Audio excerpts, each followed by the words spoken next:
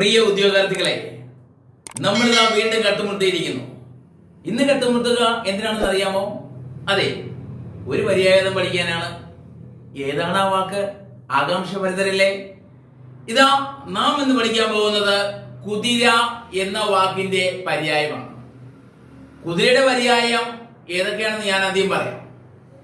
അശ്വം, വാജി, വാഹം, ഹയം, തുരകം, ഹേഷി, സൈന്ധവം, വഹന, പതികം. ഏതൊക്കെയെന്നറിയോ?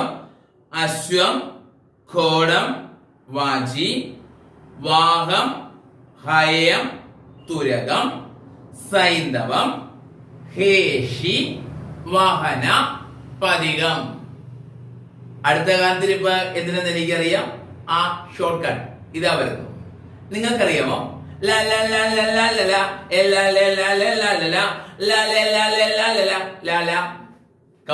അശ്വം, ഘോടം, വാജിയ, വാഹം, ഹായം, തുരകമ, സൈന്ധവം, ഹേഷി, വഹനയ, പതികമ. ഒന്നുകൂടെ. അശ്വം, ഘോടം, വാജിയ, വാഹം, ഹായം, തുരകമ, സൈന്ധവം, ഹേഷി, വഹനയ, പതികമ. ഓക്കെ അല്ലേ?